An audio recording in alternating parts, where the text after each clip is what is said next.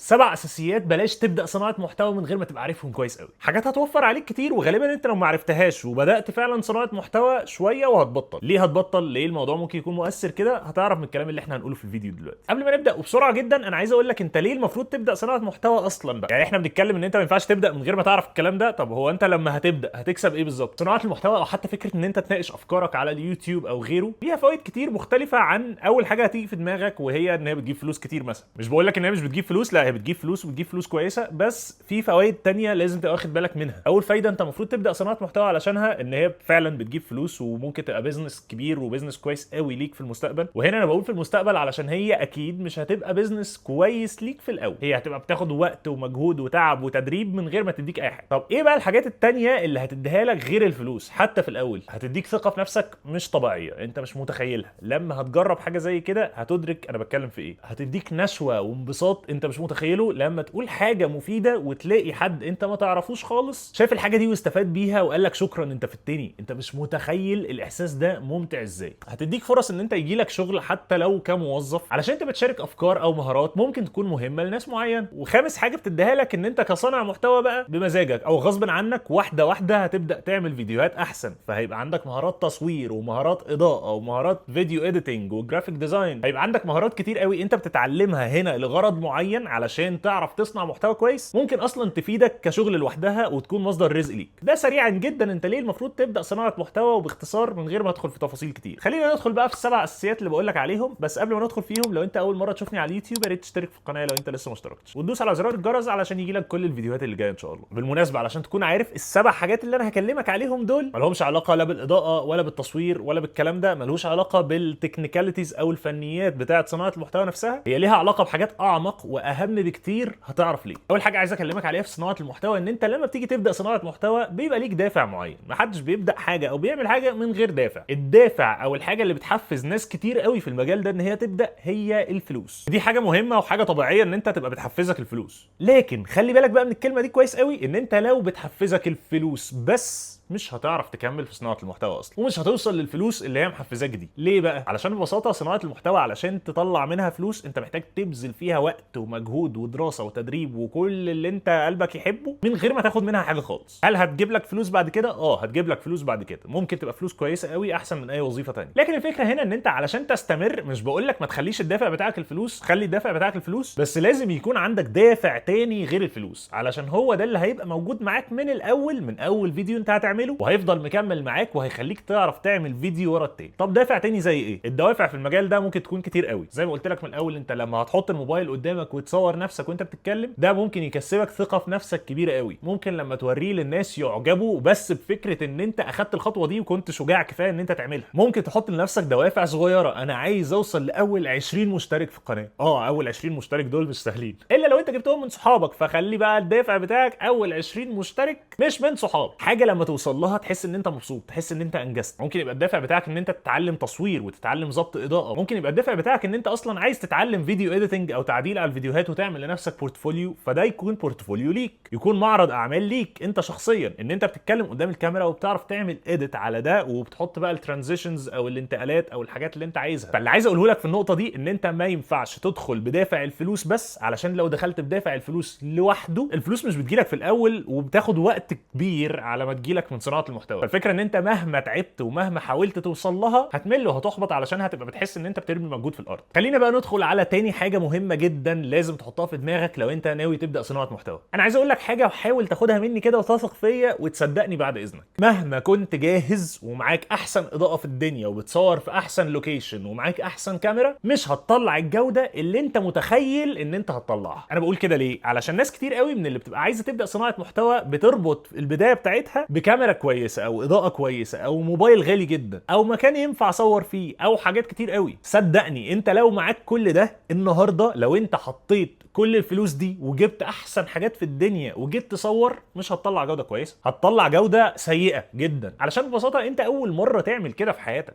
التطور في المجال ده بالذات بياخد وقت ومجهود وتجربه. عارف انت لو خدت اصلا كورسات بتعلمك ازاي تعمل ده، اكيد هتعمل ده بشكل كويس او احسن كتير من ان انت ما خدتش كورسات. بس صدقني الفيديو رقم 20 هتعمله هيكون احسن بكتير من اول فيديو انت عملته، حتى وانت عارف انت بتعمل ايه من الاول. فاللي عايز اقوله لك في النقطه دي ومهم جدا جدا تصدقه، ان انت تقدر النهارده تبدا فيديوهات عادي جدا بموبايلك اللي معاك، بالاضاءه اللي موجوده او المتاحه. وبالمناسبه انت لو مش جايب اي اضاءات اصلا او جايب اي رينج لايتم اللي هو ب 200 جنيه ده، انت تقدر تبدا بضوء الشمس عادي جدا. وضوء الشمس اصلا تحفه في التصوير. وموبايلك انت شايفه مش حلو، برضه تقدر تبدا بيه، علشان بعد كده هتدرك ان بجد الموبايلات كاميرتها بقت حلوه جدا. حتى موبايلات الفئه المتوسطه او الموبايلات القديمه شويه برضه بتصور حلو جدا. الفكره كلها في الاضاءه. فابدا من غير ما تاجل، علشان مستني اي حاجه تحصل او مستني اي حاجه تتجاب. ثالث حاجه عايز اكلمك عليها في صناعه المحتوى، قاعده اسمها ال 80 20 او ال 20 80، سميها زي ما تسميها. ايه بقى ال 20 80 دي؟ ال 20 80 دي مش قاعده في صناعه المحتوى بس، دي قاعده في حاجات كتير. القاعده دي بتقول لك ان 80% من النتائج بتطلع ب 20% بس من المجهود. طب ده معناه ايه؟ علشان في ناس بتفهمها غلط. للوهله الاولى ممكن تفهمها ان انا هطلع نتائج كبيره جدا جدا جدا بمجهود صغير جدا جدا جدا. لا، ده مش حقيقي.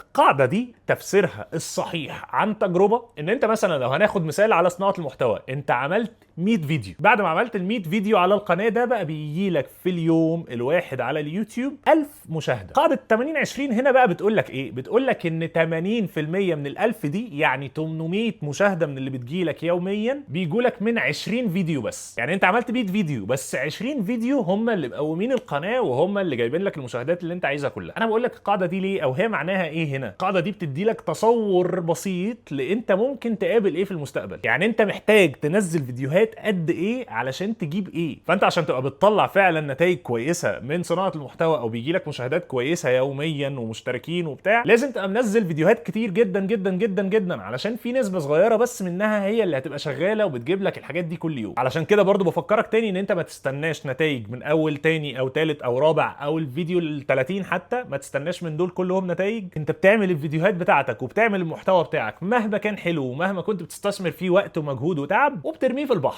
لحد ما بعد كده هيطلع لك باللي انت عايزه. رابع حاجه عايز اكلمك عليها في اساسيات صناعه المحتوى، ان مدى تعبك والمجهود اللي انت بتحطه على فيديو او محتوى معين هو لا يدل اطلاقا على فكره ان الفيديو ده هينجح او مش هينجح. انت ممكن تكون تعبان على فيديو كتير جدا وحضرته في اسبوعين وعملت كل حاجه زي ما بيقول الكتاب، وحطيت الكاميرا كويس وحطيت الاضاءه كويس وصورت كويس وعملت ايديت كويس، وفي الاخر ما جابش نتائج برضه. ساعتها هتقعد تندب حظك وتقول هو المحتوى الهابط بس هو اللي بينجح، وانا بتعب وبسوي وبعمل والمحتوى بتاعي ما بينجحش. لا، هي مش ماشيه كده. مفيش شك ان جزء لا يستهان بيه في صناعه المحتوى معتمد على توفيق ربنا، بس مش عايز اقول حظ عشان هو في الاول وفي الاخر توفيق ربنا. فانت عادي ممكن تكون فعلا عامل فيديو كويس قوي وتعبان عليه وحاطط فيه معلومات كتير كويسه، بس ربنا ما وفقش عادي، فالفيديو ما جابش فيوز. وده برده ممكن يكون نتيجه حاجه تانية انت مش واخد بالك منها، ان انت مستواك في اي حاجه من الحاجات اللي انت عملتها في الكتابه بتاعت صناعه المحتوى او في التصوير او في الايديت او في اي حاجه من الحاجات دي لسه ما وصلش للمستوى القوي اللي يجيب لك فيوز كويس. وساعتها خلي بالك انت ممكن ما تبقاش واخد بالك من ده، ممكن تبقى حاسس ان انت عامل احلى حاجه في الدنيا بس هي اللي مش جايبه والحياه جايه عليك. علشان كده بقول لك مهما ده حصل معاك علشان هو هيحصل معاك، فما تيأسش عادي، كمل. زائد ان بجد بقى انا لحد دلوقتي ساعات بعمل فيديوهات ببقى تعبان عليها جدا ومصورها حلو زي بقيه الفيديوهات عادي، مش لازم اقول حلو قوي علشان انا برضو لسه ممكن ابقى احسن في التصوير او في الاضاءه او في اي حاجه من الحاجات دي. بصور الفيديوهات كلها زي بعض، بس فيديو انا تعبت عليه جامد قوي ما يجيبش مشاهدات خالص، وفيديو تاني انا ما تعبتش عليه زي التاني ده ويجيب مشاهدات كتير. علشان تقلل من احتماليه حدوث حاجه زي كده تقدر تعمل حاجه حلوه قوي. حاول تفكر الكلام اللي انت هتقوله ده مفيد للناس ولا مفيد ليك انت بس؟ يعني هو كلام يهمك انت كبني ادم بس ولا يهم الناس اللي هيتفرجوا عليك؟ حط نفسك مكانهم وشوف الموضوع مفيد فعلا ولا لا،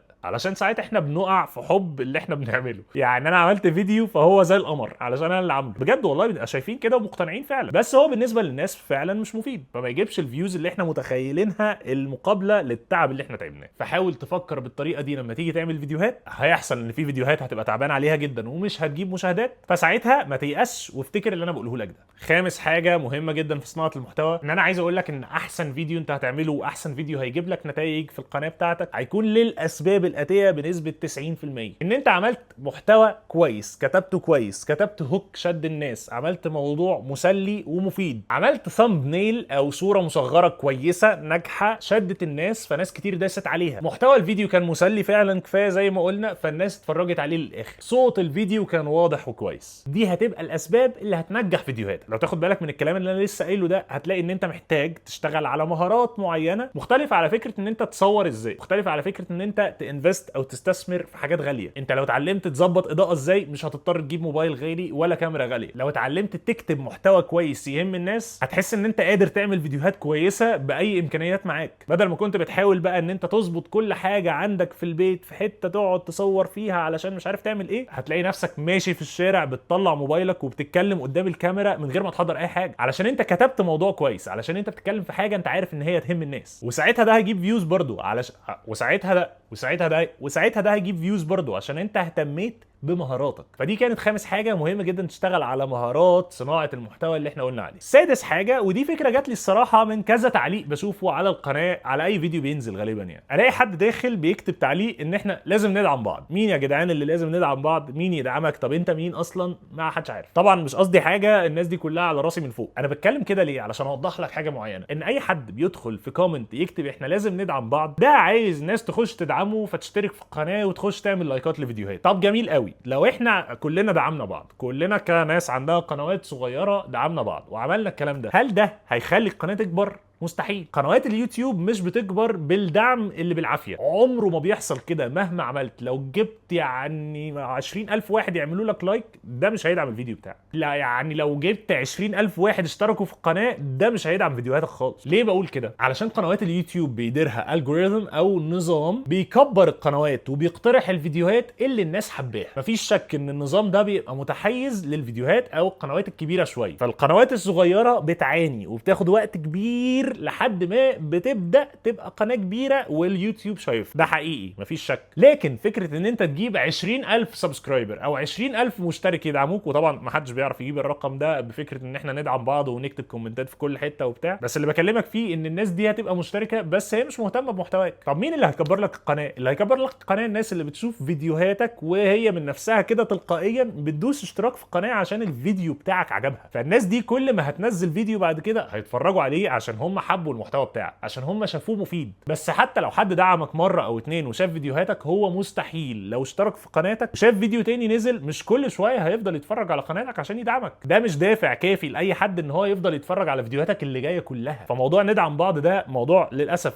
فاشل. وبرده في حاجه لازم تاخد بالك منها، ان انا مش بقول كده علشان انا عندي بقى مشتركين وبتاع، انا اصلا يعني لسه برده مش قناه كبيره قوي، عندي 40,000 دلوقتي. بالمناسبه يا ريت تشترك في القناه عشان تزودهم يعني بعد اذنك. بس انا برده عديت بفكره ان انا تعبت قوي قوي على ما جبت اول 200 مشترك واول 1000 مشترك واول 10,000 مشترك. والله العظيم تعبت وعارف المعاناه دي عامله ازاي. فكره ان انت بتبذل مجهود وبتبقى نفسك الحاجه تنجح بس مش بتنجح او مش بتجيب النتائج اللي انت متخيلها وان انت مستنيها، وبتفضل تنحت في الصخر لحد ما تشوف رقم يعجبك. للاسف هي دي الطريقه الوحيده. اليوتيوب بالذات مش هياكل بقى معايا ولا اعلانات ولا ندعم بعض وكل الناس تخش تدعمني وكل الناس تخش تشترك واحط كومنتات على كل القنوات الكبيره والكلام ده. مش هياكل معاك الكلام ده. الطريقه الوحيده ان انت تفضل تنزل محتوى مفيد وتتعلم فيه وتنفست او تستثمر فيه على قد ما تقدر لحد ما واحده واحده القناه بتكبر لوحدها. سابع حاجه بقى في اساسيات صناعه المحتوى، حته فنيه شويه علشان بس تبقى عارف كده ايه اللي ممكن تعمله في فيديو اليوتيوب بتاعك علشان ينتشر او علشان تزود احتماليه ان هو ينتشر. رقمين انت محتاج تزودهم باي طريقه ممكنه، وهقول لك برضو الطرق. حاجه اسمها كليك ثرو ريت، اللي هو نسبه الناس اللي بتدوس على الفيديو بتاعك لما بتشوف الصوره بتاعته. انا شايف الصوره بتاعته من بره كده، شايف هي مكتوب عليها ايه، عجبني هدوس عليه. نسبه الناس اللي بتدوس على الفيديو بتاعك من بره كل ما بتزيد، كل ما اليوتيوب بياخد باله ان الفيديو ده عاجب الناس من بره، فما تيجي نقترحه على ناس اكتر، ما هو بيجيب نسب مشاهدات كويس، اقترحه على ناس اكتر وينشر لك القناه بتاعتك اكتر. تاني رقم انت محتاج تعليه على قد ما تقدر هو الافريج فيو ديوريشن، متوسط وقت المشاهده. يعني ايه؟ يعني انا مثلا فتحت فيديو مدته 10 دقائق، اتفرجت على